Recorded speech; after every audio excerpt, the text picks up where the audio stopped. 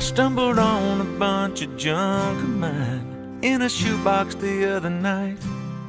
In between cleaning up piles of messes I've made of my life.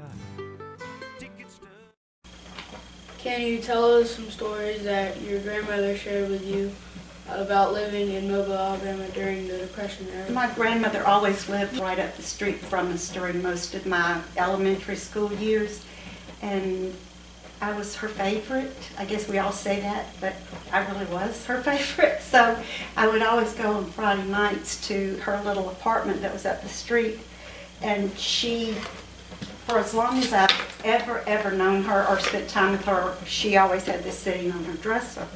And as a child, I was just fascinated with the box itself. It was just, so pretty.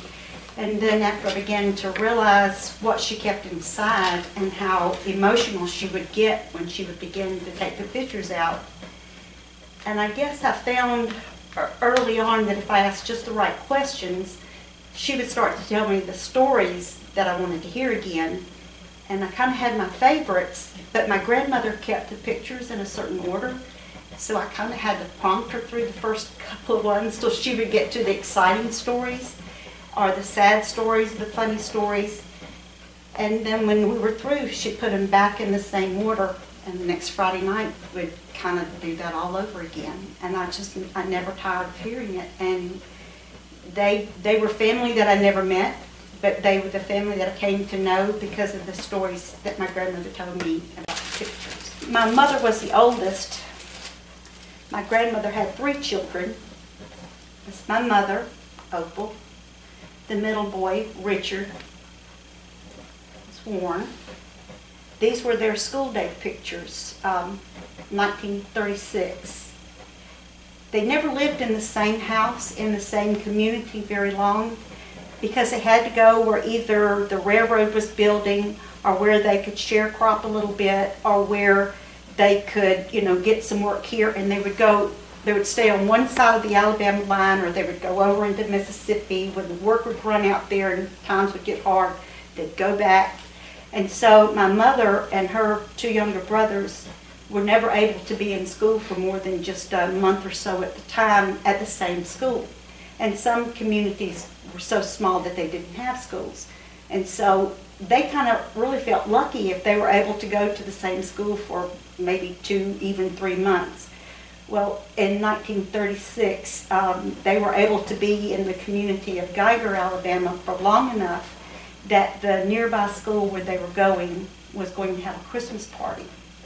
And my mother's middle brother, Richard, was so excited because he had never been in school at Christmas time, and he never knew any of the children in the schools. It's always you just met them, and then a few weeks later they were out of your life again. And he was so excited about it, but the problem was that the teacher said boys have to bring a little girl's gift, and the little girls have to bring a little boy's gift. And so when he went home and he was telling my grandmother, his mother, he said, I want to go to the Christmas party so bad, but I have to bring a gift. Well, my grandfather said, times are too hard for us to be buying presents for somebody else. He said, you'll just have to not go to that party, son. And he was so disappointed that he kept begging my grandmother, and she said finally she was able to sort of get a nickel on the side. And she did say a nickel. And she said she went into town and she bought this little handkerchief for a nickel, and it was to be the little girl's gift. Now remember, this was 1936, Christmas of 1936. This is the little bag that the storekeeper put it in when she bought it from him. About a week before the school was to have their party, Richard and my grandfather, they were out trying to cut some timber. It was very tall pine trees, and my grandfather had been able to borrow an old logging truck, and he was going to make some extra money that was going to hopefully this time get them out of debt, keep them from having to get on the road again, just some stability. And so he was trying to cut this, to cut the trees, get them loaded, and the truck was old, and the kids were all playing around as they were cutting. And Richard was sitting on the back of his father's logging truck, sitting on the back end of it. And for whatever reason, the old logging truck, the brake came out of gear, and the truck lurched backwards, and Richard fell off of the back of the logging truck, and the truck rolled over him. He didn't die immediately. My grandfather left to try to go to the nearest town that had a doctor. I wasn't exactly sure where that was, but that had a doctor. And Richard lingered for the rest of the night. He died that next morning. My grandmother folded up the little handkerchief, and these were the school papers from a few weeks earlier that Richard had been so proud of. He had brought them home to his mother. And my grandmother wrapped all of that up, and the little handkerchief, his little papers, here's another one, and she wrapped all of that up with the children's pictures, put them in the little bag that the handkerchief had come in, and every time, this was always at the bottom of the picture box. It was the very last thing. When she would lift it out of the box, she would say, "And this was my dear little Richard." And she said, "He died when he was just a little thing." And then she would, unfold it, and she'd begin to tell me about the Christmas party and that Richard never got to go.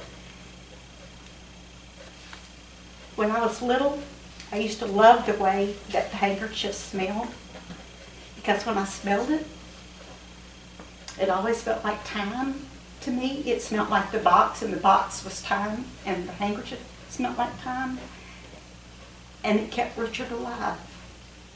He's still 12 years old, he's still alive, and every time I smell it or hold it, there's Richard, just the way my grandmother kept him. Do you have any other questions? No? Thank you for letting me interview. Welcome. Ticket stubs, love poems, and old letters. Dumped them all out on the bed. I found a homemade birthday card from Mom. This is what it said. This is what it said. Don't forget the little moments. They're the ones that mean the most. And when the way home seems so far away, take them out and hold them close.